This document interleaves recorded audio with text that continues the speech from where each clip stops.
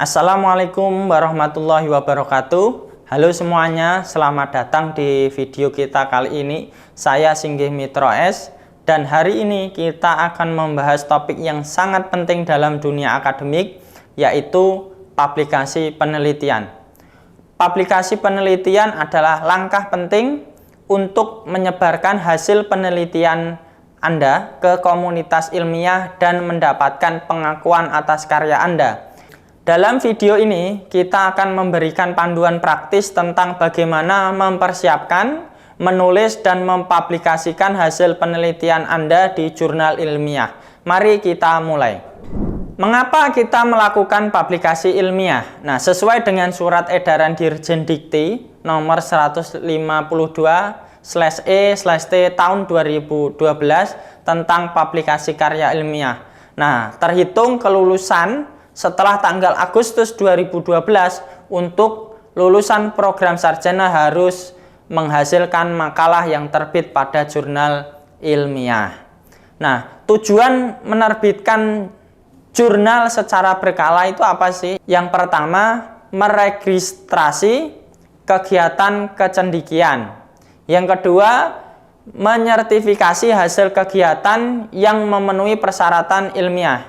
Yang ketiga, mendiseminisasikan secara luas kepada khalayak ramai. Yang keempat, mengarsipkan semua temuan hasil kegiatan kecendikiawan ilmuwan dan pandit yang dimuatnya. Nah, ini peraturan Diknas sesuai surat edaran Dirjen Dikti nomor 152/E/T/2012 tentang publikasi karya ilmiah. Surat edaran Dikti nomor 2050/E/T tahun 2011 tentang kebijakan unggah karya ilmiah dan jurnal. Yang ketiga, Permendiknas nomor 17 tahun 2010 tentang pencegahan dan penggunaan plagiat di perguruan tinggi. Yang keempat, Permendiknas nomor 22 tahun 2011 tentang terbitkan berkala ilmiah. Yang terakhir, peraturan Dirjen Dikti nomor 29/Dikti/Kep tahun 2011 tentang pedoman akreditasi berkala ilmiah. Di sini saya akan menjelaskan kondisi publikasi ilmiah di Indonesia. Nah, ini ada beberapa ranking publikasi ilmiah di beberapa negara. Ini tentunya nomor 1 itu Amerika Serikat gitu ya. Nah, kemudian ini Indonesia ranking publikasi ilmiahnya nomor 61 begitu. Selanjutnya ini adalah statistik jumlah publikasi penelitian ya dari tahun 1996 sampai 2013 ya. Ternyata Indonesia itu masih di bawah begitu. Selanjutnya ini kondisi jurnal ilmiah Indonesia. Yang pertama, dipublikasikan dalam jumlah terbatas. Yang kedua, tidak dilanggan oleh perpustakaan Indonesia maupun internasional. Yang ketiga, ditulis dalam bahasa Indonesia. Yang keempat, tidak digunakan pengajar di Indonesia sebagai materi pengajaran di kampus. Yang kelima, tidak begitu dipedulikan oleh dunia akademik. Yang terakhir, sangat sedikit yang terindeks oleh lembaga pengindeks jurnal, yaitu 11 jurnal terindeks Scopus. Nah, ini jurnal Indonesia yang terindeks Scopus ini ada 16 begitu ya. Tapi masih ada banyak lagi yang sudah terindeks Scopus tapi tidak saya tampilkan di sini. Selanjutnya ini jurnal Indonesia terakreditasi Dikti. Ini contoh-contoh jurnalnya. Mengapa Indonesia sedikit publikasi? Yang pertama, budaya Indonesia adalah lisan dan bukan tulisan. Yang kedua, budaya akademik di Indonesia baru mulai untuk mengajar dan bukan untuk meneliti. Yang ketiga, rendahnya minat penelitian dan mempublikasikan hasil penelitian. Yang keempat, kurangnya penghargaan dan insentif dari universitas. Kurang mengerti bagaimana cara menulis paper untuk jurnal dan prosedur pengirimannya. Yang terakhir, tidak memahami metodologi penelitian dengan baik.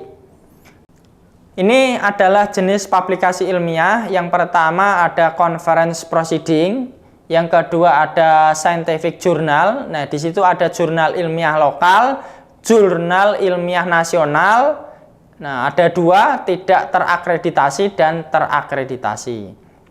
Kemudian ada juga jurnal ilmiah internasional. Ada yang tidak terindeks, ada yang terindeks. Tentunya yang terakreditasi, yang terindeks ini yang bagus. Nah, kiat penulisan ilmiah. Yang pertama, tampilan kontribusi pengetahuan dari penelitian yang dilakukan.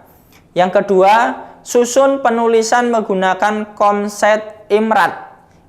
Apa itu? Yaitu introduction, method, result, dan discussion. Yang ketiga, judul harus singkat, padat, dan jelas menunjukkan kontribusi. Yang keempat, abstrak harus memuat masalah, metode, dan hasil. Yang kelima, masalah penelitian harus tajam, eksplisit, dan dilandasi. Yang keenam, metode yang diusulkan harus divalidasi dan diukur efektivitasnya. Yang ketujuh, penarikan kesimpulan harus sesuai dengan hasil penelitian dan selaras dan masalah dan tujuan penelitian. Yang terakhir, pengambilan referensi penelitian harus dari jurnal yang terindeks oleh Scopus atau ISI. Nah, selanjutnya ini bagaimana proses pengiriman paper.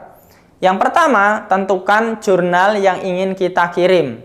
Cek nilai JIF-nya dan SCR dari jurnal tersebut untuk mengukur kemampuan kita. Yang kedua, siapkan paper dengan mengikuti format penulisan yang stylenya sudah disediakan di situs jurnal. Yang ketiga, kirimkan paper melalui sistem submission yang disediakan di situs jurnal. Keempat, paper yang sudah dikirim akan direview oleh reviewer. Proses review memakan waktu 3-12 bulan tergantung kualitas jurnal yang kita kirim. Yang kelima, setelah menerima hasil review, perbaiki paper sesuai hasil review tersebut. Tahap ini bisa berulang-ulang dilakukan. Terakhir, nomor 6, setelah paper kita dinyatakan diterima, tanpa perlu revisi lagi, kita tinggal menunggu nomor dan volume dari jurnal yang memuat paper kita. Terima kasih telah menyaksikan video ini. Semoga panduan tentang publikasi penelitian dapat membantu Anda dalam proses mempublikasikan hasil penelitian dengan lebih efektif dan efisien. Ingat, kunci sukses dalam publikasi penelitian adalah penulisan yang jelas dan tepat, pemilihan jurnal yang sesuai, serta mematuhi panduan dan etika publikasi. Jika Anda memiliki pertanyaan lebih lanjut atau memerlukan bantuan tambahan, jangan ragu untuk menghubungi pembimbing atau rekan sejawat Anda. Sampai jumpa di video berikutnya dan selamat mempublikasikan penelitian Anda. Saya akhiri. Wassalamualaikum warahmatullahi wabarakatuh.